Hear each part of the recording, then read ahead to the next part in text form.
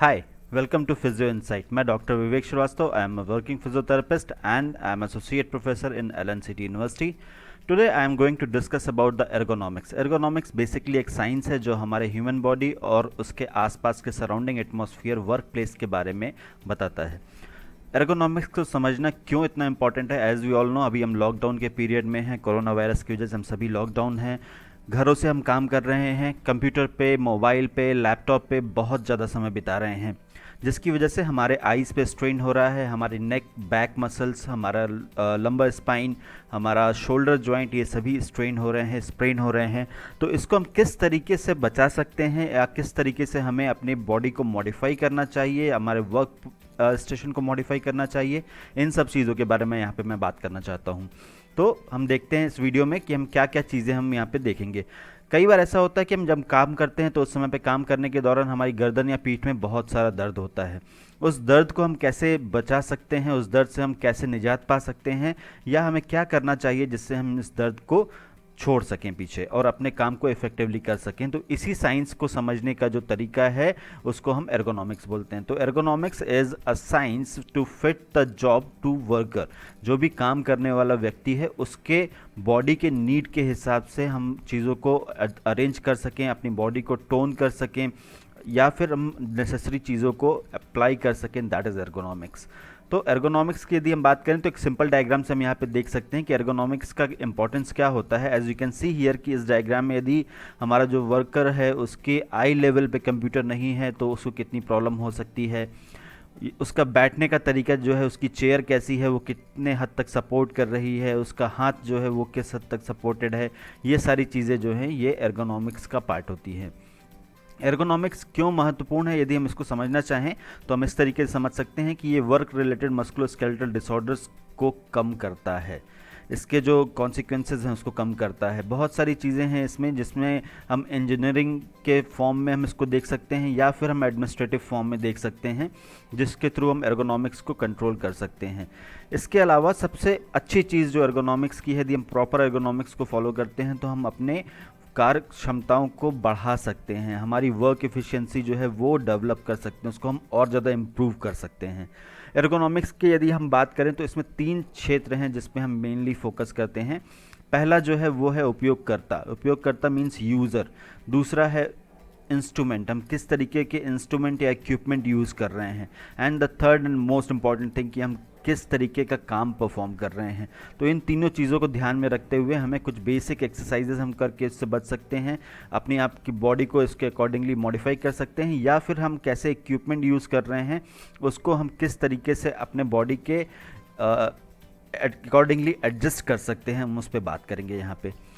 Is it really important कि हम ergonomics को हमको इतना फोकस करना चाहिए? एक मैं सिंपल एग्जांपल आपको देता हूँ. यदि हम स्ट्रेट पोजीशन में खड़े हुए हैं, हमारी गर्दन जो है वो नॉर्मल पोजीशन पे है, तो हमारे हेड का जो वेट है वो अप्रॉक्सीमेटली 3 to 5 kg का होता है, जो कि हमारे नेक मसल्स के ऊपर एग्जर्ट होता है. हमारी नेक मसल्स जो है, नेक जॉइंट जो है, वहाँ पे ये प्रेशर पड़ता रहता है. यदि हम गर्दन को 15 डिग्री तक बेंड करते हैं, सिर्फ आगे की तरफ 15 डिग्री फ्लेक्स कर लेते हैं नेक को अपने, तो इससे हमारी गर्दन पे जो पड़ने वाला प्रेशर है वो काफ़ी हद तक बढ़ जाता है, वो 10 to 12 kg के आसपास पहुंच जाता है. यदि हम बात करें कि हमने गर्दन को 45 डिग्री तक बेंड किया है, या कई बार ऐसा होता है कि जब हम मोबाइल यूज़ कर रहे हैं तो हम गर्दन को बहुत ज़्यादा नीचे की तरफ झुका लेते हैं और हम मोबाइल पे घंटों इसी तरह पोजीशन में बैठे रहते हैं. इसकी वजह से जो हमारे नेक पे पड़ने वाला प्रेशर है वो, यू वोंट बिलीव, ये 25 से 30 kg के आसपास पहुंच जाता है. जो यहाँ पे मसल पे लोड पड़ रहा था वो 25 से 30 किलो का लोड हो जाता है. और यदि मैं आपको बोलूँ कि 25 से 30 किलो का वज़न आप हाथ में लेकर के खड़े रहिए 10 मिनट के लिए, आपको बहुत ज़्यादा तकलीफ़ होगी. तो सोचिए उस मसल्स के बारे में, उस जॉइंट के बारे में, उस लिगामेंट के बारे में जिसके ऊपर ये स्ट्रेन पड़ रहा है कंटिन्यूसली, वो भी कई घंटों तक हम इसी पोजीशन में मोबाइल यूज़ कर रहे हैं आज की डेट में. तो इन सब चीज़ों से बचने के लिए हम एर्गोनॉमिक्स को यदि फॉलो करते हैं प्रॉपरली तो हम अपनी बॉडी को बचा सकते हैं, अपने जॉइंट पेन को हम कम रख सकते हैं. कई बार हमने ऐसा फील किया होगा कि जब हम काम करके उठते हैं तो बहुत ज़्यादा लेथार्जिक फील होता है, बहुत ज़्यादा थकान महसूस होती है, बॉडी के अलग अलग पार्ट्स में पेन होते रहते हैं. तो इस चीज़ से बचने के लिए भी हमें एर्गोनॉमिक्स बहुत ज़्यादा हेल्प कर सकता है. एर्गोनॉमिक्स किस किस क्षेत्र पे केंद्रित है, उसमें सबसे पहली चीज़ जो है वो आपका वर्क होता है, आप किस तरीके का काम कर रहे हैं। दूसरा, जो हम इक्विपमेंट यूज़ कर रहे हैं वो कैसे इक्विपमेंट हैं। एंड तीसरा, द मोस्ट इम्पॉर्टेंट थिंग, कि हमारा जो वर्क स्टेशन है वो किस तरीके से अरेंज्ड है और वहाँ पे आपका जो सराउंडिंग एटमॉस्फेयर है वो कैसा है। इन सारे चीज़ों के बीच में आता है यूज़र। तो सबसे इम्पॉर्टेंट जो एस्पेक्ट है वो यूज़र है, ये इन तीनों फील्ड के बीच में काम करता है और इन्हीं को कोऑर्डिनेट करना, प्रॉपरली अरेंज करना, ये साइंस है एर्गोनॉमिक्स। एर्गोनॉमिक्स के क्या क्या बैड इफ़ेक्ट्स हो सकते हैं हमारी बॉडी पे, उसमें मस्कुलोस्केलेटल रिलेटेड डिसऑर्डर्स हो सकते हैं, वर्क रिलेटेड मस्कुलोस्केलेटल डिसऑर्डर्स हो गए, क्यूमुलेटिव ट्रॉमा डिसऑर्डर्स हो गया एंड रिपीटेटिव स्ट्रेन इंजरीज हो गई। ये तीनों चीज़ें जो हैं ये एक ही जैसी कंडीशन है जिसमें हमको जॉइंट पे बहुत अलग अलग इफ़ेक्ट पड़ते हैं। उसको हम कैसे समझ सकते हैं कि इसकी मेन रीजंस क्या हैं, जो इसकी कॉजेज़ हैं उनकी यदि हम बात करें तो रिपीटेटेड वर्क, यदि हम बहुत ज़्यादा रिपीटेशन कर रहे हैं, जैसे टाइपिंग करना है या हम अपने रिस्ट के एल्बो के मूवमेंट बहुत ज़्यादा रिपीट कर रहे हैं, बहुत लंबे ड्यूरेशन तक की एक्टिविटी परफॉर्म कर रहे हैं, हमारा पोस्चर जो है, सिटिंग पोस्चर या स्टैंडिंग पोस्चर जो है वो बहुत अच्छा नहीं है, देन हमारा स्टैटिक पोस्चर, हम एक ही पोजीशन पे बहुत देर तक बैठे हुए हैं, या हम जो टूल यूज़ कर रहे हैं उसमें वाइब्रेशन बहुत ज़्यादा हो रहा है, आप अपने कीबोर्ड पे बहुत ज़्यादा ज़ोर से हिट कर रहे हैं तो वो भी एक वाइब्रेशन का फॉर्म हो सकता है। टेम्परेचर कैसा है, रूम टेम्परेचर कैसा है, बहुत ज़्यादा हाई है, बहुत ज़्यादा लो तो नहीं है, और हम कितना ज़्यादा फोर्स एक्सर्ट कर रहे हैं अपने काम पे। तो ये सारी चीज़ों को हमें ध्यान में रखना चाहिए जिनकी वजह से हमें ये सारे डिसऑर्डर्स हो सकते हैं। अब यदि हम बात करें कि आपका जो ऑकवर्ड पोस्चर की मैंने बात की थी, किसी काम को परफॉर्म करने के लिए यदि हमारा पोस्चर ठीक नहीं है तो डेफिनेटली हमें एक्सेस लोड अपनी मसल्स पे डालना पड़ेगा बॉडी को मेंटेन रखने के लिए न्यूट्रल पोजीशन में, या फिर हम मल्टीटास्किंग एक साथ कर रहे हैं, बहुत सारी एक्टिविटीज़ एक साथ कर रहे हैं तो उसमें भी हमें अपने जॉइंट के ऊपर, बॉडी के ऊपर बहुत ज़्यादा एक्सर्शन डालना पड़ता है। कंटिन्यूसली रिपीटेटेड मूवमेंट कर रहे हैं जहाँ पे हमारा एक जॉइंट जो है वो कंटिन्यूस स्ट्रेन में है, बार बार मूवमेंट रिपीट होने की वजह से वहाँ पे स्ट्रेन पड़ रहा है। कई चीज़ें ऐसी होती हैं जहाँ पे हम टूल्स ऐसे यूज़ कर रहे हैं जहाँ पे बहुत ज़्यादा वाइब्रेशन हो रहा है, रिपीटेटेड मूवमेंट्स हो रहे हैं। इसके अलावा जो हाउस होल्ड वर्कर्स हैं उनमें भी ये देखने को मिलता है कि हाउस होल्ड एक्टिविटी करते समय पे बार बार हमको एक ही चीज़ के लिए काम करना पड़ रहा है, एक ही जैसे मूवमेंट परफॉर्म करने पड़ रहे हैं। तो ये सारी चीज़ें जो हैं हमको प्रोन बनाती हैं कम्युलेटिव डिसऑर्डर्स के लिए या फिर आपके वर्क रिलेटेड मस्कुलोस्केलेटल डिसऑर्डर्स के लिए। कौन कौन से जोड़ हैं जो सामान्य रूप से प्रभावित होते हैं, इसमें सबसे ज़्यादा जो इफ़ेक्ट पड़ता है वो है हमारे नेक मसल्स। नेक की जो हमारी प्रॉब्लम है वो बहुत ज़्यादा बढ़ जा रही है इस सिचुएशन में। हमारे बैक पे बहुत ज़्यादा स्ट्रेन पड़ रहा है, हमारा रिस्ट जॉइंट जो है वो बहुत ज़्यादा स्ट्रेन में है। इसके बाद हमारी फिंगर्स जो हैं उस पर बहुत ज़्यादा स्ट्रेन पड़ रहा है, आइज़ पे हमारे बहुत ज़्यादा स्ट्रेन पड़ रहा है, शोल्डर जॉइंट पे बहुत स्ट्रेन है हमारे इस समय पे। अपार्ट ऑफ दिस हमारा नी जॉइंट जो है वो भी एक ऐसी जगह है जहाँ पे स्ट्रेन पड़ रहा है, चूँकि हम बहुत ज़्यादा सिटिंग पोजीशन में अपना टाइम बिता रहे हैं, हमारे मूवमेंट्स कम हो रहे हैं। क्या सिम्टम होते हैं वर्क रिलेटेड मस्कुलोस्केलेटल डिसऑर्डर्स के? यदि हम उसकी बात करें तो मसल्स में हमारे जो फटीग है, पेन है, फटीग एंड पेन, ये दो चीज़ें जो हैं ये बहुत इंपॉर्टेंट हैं जो हमको समझना पड़ेगा। बर्निंग सेंसेशन, आइज़ में बर्निंग या बैक में बर्निंग होना, ये एक बहुत इंपॉर्टेंट एस्पेक्ट है, हमारे सिम्टम्स हैं हमारे वर्क रिलेटेड मस्कुलोस्केलेटल डिसऑर्डर्स के। कई बार हमारा पेशेंट जो है या हमारे खुद भी मैं फील करता हूँ कि यदि हम किसी भी एक ही पोजीशन पे काफ़ी देर तक बैठे रहते हैं तो हमें नमनेस फील होने लगती है, हम वो एरिया सुन्न होने लगता है, या फिर टिंगलिंग सेंसेशन होने लगती है, झुनझुनी जैसा फील होने लगता है। तो ये सारी जो सिम्टम्स हैं ये वर्क रिलेटेड मस्कुलोस्केलेटल डिसऑर्डर्स के सिम्टम्स हैं। इसके कुछ एग्जांपल बोलूँ तो इसमें टेंडनाइटिस जैसी कंडीशन होती है। टेंडनाइटिस, आप लोगों ने टेनिस एल्बो नाम सुना होगा। इंडिया में क्रिकेट बहुत पॉपुलर है एंड सचिन तेंदुलकर ने अपने थ्रू आउट कैरियर में 3 से 4 बार सर्जरी करवानी पड़ी थी टेनिस एल्बो के लिए, जस्ट बिकॉज कि उसको रिपीटेड मूवमेंट की वजह से जो टेंडन होता है जो मसल और को बोन से कनेक्ट करता है, वहाँ पे इन्फ्लेमेशन हो जाती है, इंजरी हो जाती है और वो रिपीटेटेड मूवमेंट्स की वजह से हील नहीं हो पाता है, या रिपीटेटेड मूवमेंट की वजह से बार बार इंजरी होती रहती है। तो ऐसी कंडीशन को हम बोलते हैं टेंडनाइटिस। इसके अलावा कार्पल टनल सिंड्रोम है, जहाँ पे रेस्ट में हमारे जो है मीडियन नर्व कंप्रेस होने लगती है और इस नर्व की कंप्रेशन की वजह से ये जहाँ पे भी नर्व सप्लाई कर रही है थंब में, हमारे थंब के अलावा हमारी फर्स्ट एंड सेकंड फिंगर में या जहाँ तक सप्लाई कर रही है वहाँ तक हमें झुनझुनी होने लगती है, बर्निंग सेंसेशन होने लगती है, कई बार इलेक्ट्रिक शॉक जैसे कंडीशन फील होती है। इसके अलावा ट्रिगर फिंगर एक कंडीशन है जहाँ पे हमारी फिंगर्स में जो है इन्फ्लेमेशन हो जाता है टेंडन में इसके, एंड उसकी वजह से मूवमेंट जो है वो प्रॉपर नहीं रहता है, रिस्ट्रिक्टेड मूवमेंट होता है। आई स्ट्रेन आज की डेट में बहुत कॉमन हो गया है। आई स्ट्रेन की वजह से आंखों में जलन होना, सिर दर्द होना, ये एक बहुत कॉमन चीज़ देखने को मिल रही है। एंड अपार्ट ऑफ दिस हमारी मसल्स जो है उसमें स्ट्रेन होना वो बहुत कॉमन हो गया है। हम क्या कर सकते हैं? हम एडमिनिस्ट्रेटिव सॉल्यूशंस पे फोकस कर सकते हैं, हम वर्क बैलेंस पे फोकस कर सकते हैं, एंड हम इंजीनियरिंग फोकस सॉल्यूशन पे फोकस कर सकते हैं। एडमिनिस्ट्रेटिव का मतलब ये होता है कि हम काम को किस तरीके से डिवाइड करें, किस तरीके से डिस्ट्रीब्यूट करें, और अपनी जो हमारा ड्यूरेशन है काम का हम उसको कैसे अरेंज करें, ये सारी चीज़ें जो हैं ये एडमिनिस्ट्रेटिव वर्क में आती हैं। हम वर्क बैलेंस की यदि हम बात करें तो हम किस तरीके से अपने काम को डिवाइड करें ड्यूरेशन में, किस तरीके से हम अपने काम को के लिए अलग अलग आवर्स हम डिनोट करें, साथ ही साथ में बीच में रेस्ट हम अप्लाई करें, और साथ में उसके अलावा जो है हम अपने काम को किस तरीके से अरेंज करें कि हम अपने वर्क प्लेस को किस तरीके से अरेंज करें, ये सारी चीज़ें जो हैं ये आपका वर्क सॉल्यूशन में आती हैं। इसके अलावा जो है इंजीनियरिंग समाधान की यदि हम बात करें तो इसमें ये होता है कि हम यहाँ पे इस तरीके से समझ सकते हैं कि हमारा जो टूल हम यूज़ कर रहे हैं उसको कैसा होना चाहिए, उसका प्लेसमेंट कैसा होना चाहिए, हमारी सिटिंग अरेंजमेंट कैसी होनी चाहिए, ये सारा जो है ये इंजीनियरिंग सॉल्यूशन में आता है। जैसा कि मैंने पहले बताया था आपको, एडमिनिस्ट्रेटिव में आपका rotation of work and extend करना, वर्क को दूसरों में डिस्ट्रीब्यूट करना, फिज़िकल कंडीशन को मेंटेन करना, वर्क स्टेशन जो है हमारा उसको हम मॉडिफाई करें, रिनोवेट करें, या फिर हम जो हमारी वर्क पैटर्न है उसको हम चेंज करें, हमारा जो वर्क फ्रॉम होम जैसा कल्चर है उसको किस तरीके से अडॉप्ट करें, ये सारी चीज़ें हैं। And the most important thing is break. यदि आप काम करते करते आपको 25 से 30 मिनट हो चुके हैं तो मिनिमम आपको एक 5 मिनट का ब्रेक लेना चाहिए। 5 मिनट का ब्रेक ये आपके पानी पीने के लिए हो सकता है, वॉशरूम जाने के लिए हो सकता है, या कुछ नहीं करना है तो आप अपनी जगह पे खड़े होकर के थोड़ा बहुत मूवमेंट करें तो इससे आपको बेनिफिट मिलेगा। वर्क रिलेटेड जो आपका सोल्यूशन था उसकी यदि हम बात करें तो सबसे इम्पॉर्टेंट चीज़ जो है हमको टेक्निक को समझना पड़ेगा कि हम जो काम कर रहे हैं उसका टेक्निक कैसा है। उसके लिए ट्रेनिंग ले सकते हैं आप चाहें तो, बहुत सारे वीडियोस हैं जो अवेलेबल हैं ऑनलाइन जिनको देख करके आप समझ सकते हैं कि क्या प्रॉपर तरीका है काम करने का, या फिर हम अपनी बॉडी को किस तरीके से कंडीशन करें कि हम उस वर्क के लिए अपने आप को अडॉप्ट कर सकें।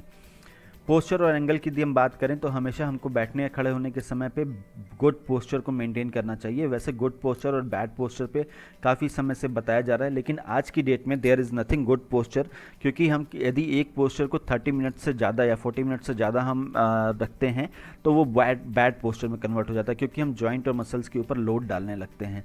तो उससे बचने के लिए अच्छा तरीका ये होता है कि हम अपने जॉइंट को बार बार मूव करते रहें, एक पोजीशन को हम बहुत देर तक होल्ड ना करें। एंड डेफिनेटली ऑकवर्ड पोस्चर जो है उससे हमें बचना चाहिए। यदि हम काम करने के लिए ऑकवर्ड पोस्चर को यूज़ करेंगे तो हम डेफिनेटली अपने जॉइंट्स के ऊपर बहुत ज़्यादा स्ट्रेन डालेंगे।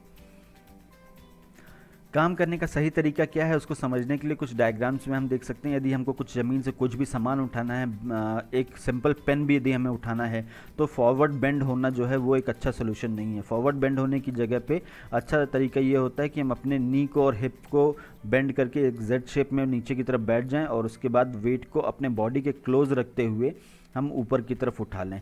तो ये इससे हमारी एनर्जी भी बचती है और हम अपने बैक को बचा करके रख सकते हैं। कंप्यूटर टेबल पे यदि हम बैठे हुए हैं तो हम इस तरीके से अरेंज करें टेबल और चेयर को कि हमारी जो फुट है वो ग्राउंड पे प्रॉपरली प्लेस्ड रहे, नी जॉइंट 90 डिग्री के एंगल पे रहे, हिप जॉइंट 90 डिग्री के एंगल पे रहे, हमारा बैक का जो कर्वेचर है उस बैक कर्वेचर को हम सपोर्ट कर सकें चेयर के थ्रू, या फिर कोई एक कुशन डाल करके हम इसको सपोर्ट कर सकें। नेक सपोर्ट के लिए यदि प्रोविज़न हो तो ठीक है, नहीं तो आपको नेक पोस्चर को मेंटेन करना पड़ेगा। एल्बो हमारा जो है वो प्रॉपरली रेस्टेड हो टेबल पे या चेयर पे, रिस्ट हमारा रेस्टेड होना चाहिए टेबल के ऊपर। स्क्रीन मॉनिटर जो है हमारा उसको ऐसा हमको प्लेस करना चाहिए कि हमारी नेक जो है वो स्ट्रेट रहते हुए जो डिस्टेंस है वो 50 सेंटीमीटर का हो, कम से कम डिस्टेंस हमारे नेक और आई और स्क्रीन के बीच में। साथ ही साथ में जो एंगल है वो 30 डिग्री के एंगल में हम आई मूवमेंट के थ्रू ही इस पूरे के पूरे एरिया को हम प्रॉपरली देख सकें या असेस कर सकें। तो ये पोजीशन हमें रखनी चाहिए कंप्यूटर के लिए। एक बहुत ही अच्छे वीडियो के थ्रू वोडाफोन ने हमें बताया हुआ है, इसको हम देख सकते हैं यहाँ पे। मैं वोडाफोन को थैंक यू कहना चाहता हूँ इस वीडियो के लिए।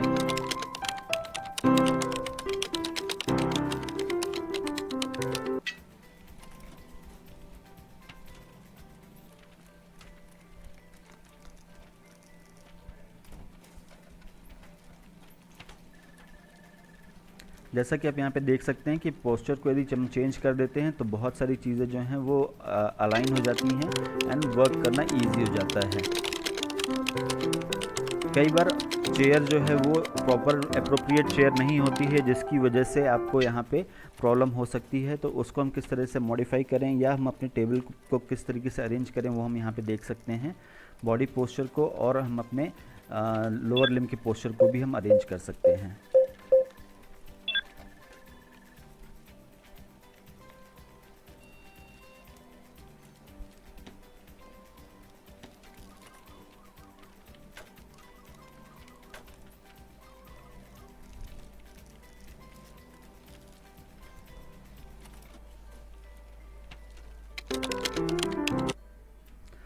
इसके अलावा वर्क टेबल जोन की यदि हम बात करें तो जो हमारा वर्किंग स्पेस है उसको हम किस तरीके से अरेंज करें या किस तरीके से डिवाइड करें जो हमारी ज़रूरत की चीज़ें हैं उनको रखने के लिए, तो इसको हम 3 जोन में डिवाइड करते हैं। One is primary zone, second one is secondary zone कहलाता है, थर्ड जो है उसको हम टर्सरी जोन या रेफरेंस जोन बोलते हैं। तो जो ज़रूरत की चीज़ें हैं जो हमेशा आपको यूज़ में आ रही हैं उसको प्राइमरी जोन में रखें, अपने राइट साइड में और अपने लेफ़्ट साइड में, दोनों साइड में हम इन चीज़ों को रखें और अकॉर्डिंगली अपने नीड के अकॉर्डिंग हम इनको अरेंज कर सकते हैं। सेकेंडरी जोन में कम यूज़ होने वाली चीज़ों को हम रख सकते हैं और रेफरेंस जोन में सिर्फ उन्हीं चीज़ों को रखें जिनकी कम ज़रूरत पड़ती है आपको, अक्सर आपको ज़रूरत ना पड़ती हो जिन चीज़ों की। तो इस तरीके से यदि हम अपने टेबल को वर्क जोन में डिवाइड करते हैं तो हम अपने बॉडी पे पड़ने वाले स्ट्रेन को कम कर सकते हैं। मोबाइल को यूज़ करने का सही तरीका क्या हो सकता है उसकी यदि मैं बात करूं तो गर्दन को आगे झुका करके, हमने जैसा पहले की देखा था कि यदि हम गर्दन को आगे झुका करके काम करते हैं तो हम बहुत ज़्यादा स्ट्रेन डाल रहे हैं अपने नेक के ऊपर। इस स्ट्रेन को बचाने के लिए यदि हम अपने हाथ को ऊपर ले आते हैं गर्दन को नीचे झुकाने की बजाय और स्ट्रेट रखते हुए यदि हम मोबाइल यूज़ करते हैं तो ऑटोमेटिकली आपकी नेक जो है वो प्रॉपर पोजिशन में आ जाती है। खड़े होने के सही तरीके के बारे में यदि बात करें तो खड़े होने का एक आसान तरीका जो है जिसको हम समझ सकते हैं, उसमें हम इंस्ट्रक्शन ये दिया जाता है कि जब आप खड़े हो रहे हों तो उस समय पे कोशिश करें कि आप इरेक्ट खड़े होने की कोशिश करें और try to stand tall. Stand tall का मतलब आप अपने आप को ऊपर की तरफ खींच करके खड़े हों। यदि आप ऊपर की तरफ खींच करके खड़े होते हैं तो ऑटोमेटिकली आपके बैक के जो कर्वेचर हैं वो नॉर्मल रहता है, न्यूट्रल पोजीशन में रहता है, नॉर्मल लॉर्डोटिक कर्वेचर मेंटेन रहता है। तो इस तरीके से आप अपने आप को बचा सकते हैं। कुछ डे टू डे एक्टिविटी की यदि हम बात करें तो यहाँ पे इस डायग्राम में अगेन कंप्यूटर पे कैसे बैठना चाहिए उसके बारे में बताया हुआ है। वॉक करते समय पे हमारा बॉडी पोस्चर कैसा होना चाहिए, आगे की तरफ झुके ना होकर के हमको स्ट्रेट रहना चाहिए, स्ट्रेट रह करके वॉक करना चाहिए। खड़े रहते समय पे स्टैंड टॉल वाली जो पोजीशन है वो एक इम्पॉर्टेंट पोजीशन हो जाती है। फैसिलिटीज़ की यदि हम बात करें तो क्या क्या फैसिलिटीज़ हैं जिनको हमें ध्यान में रखना चाहिए। सबसे पहले तो लाइटिंग जो है वो लाइटिंग प्रॉपर होनी चाहिए। कम या ज़्यादा लाइट होने पे हमारे आइज़ पे स्ट्रेन पड़ता है। एंड सबसे इम्पोर्टेंट चीज़ जो है ग्लेयर कम होना चाहिए। ग्लेयर किसी डायरेक्ट लाइट की वजह से हो सकता है, रूम में जो आपके कलर है उसकी वजह से हो सकता है, तो इसका हमें अक्सर ध्यान रखना चाहिए। टेम्परेचर की यदि बात करूं तो टेम्परेचर में 2 चीज़ें हैं जो बहुत इंपॉर्टेंट होती हैं। पहला है यदि आपका रूम का टेम्परेचर बहुत ज़्यादा हाई है तो हमें मसल में डिहाइड्रेशन होने के चांसेस बढ़ जाते हैं, मसल फटीग के चांसेस बढ़ जाते हैं। यदि टेम्परेचर बहुत ज़्यादा लो है तो भी ये अप्रोप्रिएट एटमॉस्फेयर नहीं होता है वर्क करने के लिए, क्योंकि लो टेम्परेचर होने पे भी हमारे मसल्स में स्टिफनेस या स्पाज्म बहुत ज़्यादा बढ़ने लगता है।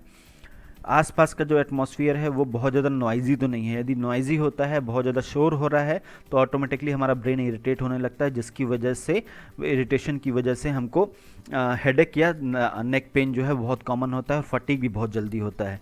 रूम प्रॉपरली वेंटिलेटेड होना चाहिए। ऑक्सीजन की कमी होने पे भी हमें फटीग होता है और बॉडी क्रैम्प होने लगते हैं। इसके अलावा जिस जगह पे हम काम कर रहे हैं वहाँ पे मूवमेंट के लिए हमें प्रॉपरली स्पेस होना चाहिए। कुछ एक्सरसाइजेज जो हैं जो हम घर पे कर सकते हैं, कुछ एक्सरसाइजेज ऐसी हैं जो हम वर्क स्टेशन पे करना चाहिए। तो वर्क स्टेशन पे कैसे करते हैं और घर पे क्या करना चाहिए उसके बारे में हम बात करेंगे। इसमें सबसे पहले आइज़ के लिए हम क्या कर सकते हैं, आइज़ को हम किस तरीके से आराम दे सकते हैं। उसमें सबसे इंपॉर्टेंट समझने के लिए ये है कि हम बार बार ब्लिंक करना चाहिए। हमें ब्लिंक करने का मतलब पलकों को झपकाना चाहिए। हर 1 से 1.5 मिनट पे हमको इंटेंशनली 5 से 7 बार अपनी पलकों को झपकाना चाहिए। यॉर्निंग यूँ तो यॉर्निंग या उबासी लेना जो है अच्छा नहीं माना जाता है, लेकिन यदि आप इंटेंशनली इसको कर रहे हैं हर 10 से 15 मिनट पे, तो इंटेंशनली जब हम यॉर्निंग करते हैं तो उस समय पे हमारा हार्ट, हमारा लंग्स ये एक्टिवेट होते हैं और साथ ही साथ में हमारी आइज़ को और अदर बॉडी पार्ट को भी रिलैक्सेशन मिलता है। फोकस चेंज एक्सरसाइजेज जो है बहुत इंपॉर्टेंट होती हैं। फोकस चेंज एक्सरसाइजेज करने का जो आसान तरीका है वो इस तरीके से होता है कि यदि हम अपनी आंख का जो फोकस है, पहले हम किसी एक ऑब्जेक्ट पे फोकस करें जो कि हमारे बॉडी के पास में है। यहाँ से हम इस ऑब्जेक्ट को ध्यान से देखें, फिर एक दूसरे दूर रखे ऑब्जेक्ट को हम ध्यान से देखें, वापस से हम इसी ऑब्जेक्ट को, पास के ऑब्जेक्ट को देखें। तो इस तरीके से जब हम रिपीट करते हैं तो हमारी आई मसल्स जो हैं वो बार बार कॉन्ट्रैक्ट एंड रिलैक्स होती हैं, जिससे हमारा फोकस जो है वो चेंज होता है एंड साथ ही साथ में हमको रिलैक्सेशन मिलता है। इसके अलावा आई को हम मसाज कर सकते हैं अपने फिंगर्स के थ्रू या अपने पाम के थ्रू। पाम और फिंगर्स से हम ग्रेजुअल जेंटल मसाज करना चाहिए, बहुत ज़्यादा प्रेशर नहीं अप्लाई करना चाहिए। हल्के हाथों से हमको धीरे धीरे करके सर्कल्स में इसको मसाज करना चाहिए। इसके अलावा आई मूवमेंट एक बहुत इंपॉर्टेंट एस्पेक्ट है। आई मूवमेंट के लिए जो एक्सरसाइजेज हैं उसको हम ऐसे समझ सकते हैं कि हम अपने आइज़ को राइट साइड में पहले हम टिल्ट करें दोनों आइज़ को, फिर उसके बाद लेफ़्ट साइड में हम टिल्ट करें दोनों आइज़ को, अपवर्ड मूवमेंट करें एंड डाउनवर्ड मूवमेंट करें। चारों डायरेक्शन में हमको अपने आइज़ को मूवमेंट करना चाहिए और इसी के साथ में हम अपने आइज़ की मसल्स की भी एक्सरसाइज कर सकते हैं। कुछ नेक स्ट्रेचिंग एक्सरसाइजेज हैं। अपने हाथ को कान के पास रख करके फेस को अपोजिट डायरेक्शन में टर्न करना एक एक्सरसाइज हो सकती है। दूसरी एक्सरसाइज में स्ट्रेचिंग में हम अपने एक हाथ को अपोजिट कान पे रखते हैं, अपोजिट कान पे रख करके हम अपने हेड को दूसरे कंधे की तरफ खींचते हैं। ये एक स्ट्रेचिंग एक्सरसाइज होती है। तीसरी एक्सरसाइज में हम गर्दन, अपने हाथ को सिर के ऊपर रख करके आगे की तरफ हम इसको दबाते हैं, नीचे की तरफ दबाते हैं। और चौथी एक्सरसाइज में हम हाथ को अपने फोरहेड पे रख करके गर्दन को पीछे की तरफ ले जाते हैं। इन चारों एक्सरसाइज का जो होल ड्यूरेशन है वो 15 से 20 सेकेंड का होल ड्यूरेशन होना चाहिए। इस ड्यूरेशन को हम बढ़ा करके 30 सेकेंड तक भी ले जा सकते हैं। और ऐसे करते करते 3 रेपिटेशन जो हैं वो हमें परफॉर्म करना चाहिए। तो ये स्ट्रेचिंग करने का आसान तरीका होता है। इसके अलावा हम आइसोमेट्रिक एक्सरसाइजेज नेक के लिए कर सकते हैं, जिसमें हम अपने हाथ को कान के ऊपर जस्ट प्लेस करते हैं, हाथ से रोकने की कोशिश करते हैं, जबकि गर्दन से हम धक्का देने की कोशिश करते हैं अपोजिट डायरेक्शन में। दैट मीन्स हम हाथ से यहाँ पे रोक रहे हैं और गर्दन सिर से हम उसको धक्का दे रहे हैं। इसी तरीके से हम अपने लेफ़्ट साइड में हैंड प्लेस करके अपने सिर को हम लेफ़्ट की तरफ पुश करेंगे और हाथ से रोकने की कोशिश करेंगे। इसके बाद दोनों हाथों को अपने फोरहेड पे रख करके हम हाथ अपने सिर से आगे की तरफ पुश करेंगे और हाथ से रोकने की कोशिश करेंगे। चौथी एक्सरसाइज में हम हाथ को अपने सिर के पीछे रख करके अपनी गर्दन को पीछे की तरफ ढकेलने की कोशिश करेंगे और साथ ही साथ में हाथ से रोकने की कोशिश करेंगे। यहाँ पे जो हमारा होल ड्यूरेशन है वो 7 to 10 सेकेंड का होना चाहिए, 7 से 10 सेकेंड का होल ड्यूरेशन होना चाहिए। सबसे इम्पॉर्टेंट चीज़ जो है यहाँ पे वो ये है कि हमारी नेक जो है वो स्ट्रेट होनी चाहिए। इसको स्ट्रेट रखने के लिए इनिशियली हमें जो ये प्रैक्टिस है, ये एक्सरसाइज है, ये मिरर के सामने करना चाहिए। शीशे में देख करके जब हम ये एक्सरसाइज करते हैं तो हमें अपनी नेक की पोजीशन का पता रहता है। इसके बाद शोल्डर श्रग्स होते हैं। शोल्डर श्रग में हम अपने शोल्डर को स्टैंडिंग पोजीशन में कर सकते हैं या सिटिंग पोजीशन में कर सकते हैं। कंधों को हम धीरे धीरे ऊपर लेके जाते हैं, कान तक लेकर के जाते हैं। कान तक ले जाने के बाद हम यहाँ पे इस पोजीशन पे इसको होल्ड करते हैं अगेन 7 to 10 सेकेंड के लिए। इसके बाद होल्ड करने के बाद हम यहाँ पे शोल्डर्स को ग्रेजुअली नीचे लेकर के आते हैं। जब हम नीचे लेकर के आ रहे हैं तो हमें ये ध्यान रखना चाहिए कि जर्की मूवमेंट नहीं होना चाहिए, झटका बिल्कुल भी नहीं लगना चाहिए। कॉर्नर स्ट्रेच की यदि बात करें तो कॉर्नर स्ट्रेच जो है वो दीवार के एक कॉर्नर पे खड़े हो जाइए, अपने दोनों हाथ को दीवार के साइड में रखिए, कॉर्नर्स पे रखिए, एंड उसके अलावा जो है अपने सेंटर पार्ट का, बॉडी का जो सेंटर पार्ट है उसको कॉर्नर की तरफ पुश करते जाइए। तो इससे आपके शोल्डर और चेस्ट मसल्स पे एक खिंचाव महसूस होगा, एक तनाव महसूस होगा। ये बहुत अच्छी एक्सरसाइज है हमारे चेस्ट मसल्स को एंड शोल्डर मसल्स को रिलैक्स करने के लिए। तो आप इस तरीके से अपने शोल्डर और चेस्ट मसल्स को स्ट्रेच कर सकते हैं। एक बार में हम ये प्रैक्टिस करेंगे जहाँ पे आपका शोल्डर जो है वो 90 डिग्री पोजीशन पे रहेगा। दूसरी एक्सरसाइज परफॉर्म करते समय, इसी एक्सरसाइज को परफॉर्म करते समय हम अपने कंधों को अपने सिर के ऊपर लेकर के जाएंगे। इस पोजीशन पे हम लेकर के परफॉर्म करेंगे ये स्ट्रेचिंग एक्सरसाइज। तो ये 2 एक्सरसाइज हो गई। अगेन यहाँ पे जो हमारा होल्ड ड्यूरेशन है वो 15 से 20 सेकेंड का होल्ड ड्यूरेशन रहेगा और इसको हम 3 to 5 रिपीटेशन हम परफॉर्म कर सकते हैं। ओवरहेड स्ट्रेच की यदि हम बात करें तो अपने दोनों हाथ को हम आगे की तरफ लेकर के अपने पेट के सामने जोड़ के रखते हैं। इसके बाद हम इसको ऊपर की तरफ लेकर के जाते हैं। जब हम ऊपर की तरफ लेकर के हाथ को जा रहे हैं तो उस समय पे हम कोशिश ये करते हैं कि हम अपने बैक को भी स्ट्रेट रखें। ये योगा में ताड़ासन के नाम से भी जाना जाता है, जो कि खड़े होकर के किया जाता है। आप खड़े होकर के करना चाहें तो खड़े होकर कर सकते हैं या फिर चेयर पे बैठ के भी इस एक्सरसाइज को कर सकते हैं। नेक्स्ट एक्सरसाइज जो है वो चेयर रोटेशन एक्सरसाइज होती है। चेयर रोटेशन एक्सरसाइज में आप चेयर पे बैठ करके पीछे की तरफ मुड़ करके देखना है आपको, बेंड होना है बैकवर्ड आपको, और अपने हाथ के सपोर्ट से आप चेयर अपनी बॉडी को फिक्स कर सकते हैं एंड ओवर स्ट्रेच अप्लाई कर सकते हैं। यहाँ पे भी जो हमारा होल्ड ड्यूरेशन है वो 30 सेकेंड का रहेगा। इसके बाद बारी आती है शोल्डर मसल्स की स्ट्रेचिंग की। शोल्डर मसल की स्ट्रेचिंग में एक इंपॉर्टेंट एक्सरसाइज है। अपने दोनों हाथ को बैक पे, कमर पे ले जाकर के पकड़ लें। एक हाथ से इसे अपवर्ड की तरफ पुल करें और होल्ड करें फॉर 15 to 20 सेकेंड। इसी तरीके से दूसरे हाथ से भी सेम एक्सरसाइज को परफॉर्म किया जाता है। इसके बाद कुछ रिस्ट की एक्सरसाइजेज हैं, जिसमें सबसे अच्छी एक्सरसाइज जो है वो नमस्कार पोजीशन होती है। नमस्कार पोजीशन में हम अपने हाथ को इस तरीके से जोड़ करके रखते हैं ताकि हमारे दोनों पाम जो हैं वो आपस में कनेक्टेड रहें, और साथ ही साथ में अब हम क्या करेंगे, अपने हथेलियों को ऐसे ही जोड़े हुए नीचे लेकर के जाएंगे, जबकि एल्बो को हम ऊपर की तरफ लेकर के जाएंगे। इस पोजीशन में आपका हाथ नीचे की तरफ आ रहा है और आपके कोहनी जो है वो ऊपर की तरफ जा रही है। जब हम इस पोजीशन पे करते हैं तो आपको इस जगह पे जो हाथ का अंदर का एरिया है यहाँ पे एक अच्छा खासा खिंचाव महसूस होगा। इसके अलावा कुछ रोटेशन एक्सरसाइजेज हैं वो हम परफॉर्म कर सकते हैं। दोनों तरफ हाथों को घुमाना, अपनी हथेली को पकड़ करके अंदर की तरफ और बाहर की तरफ ले जाना, इस जॉइंट से अंदर की तरफ और बाहर की तरफ लेकर के जाना।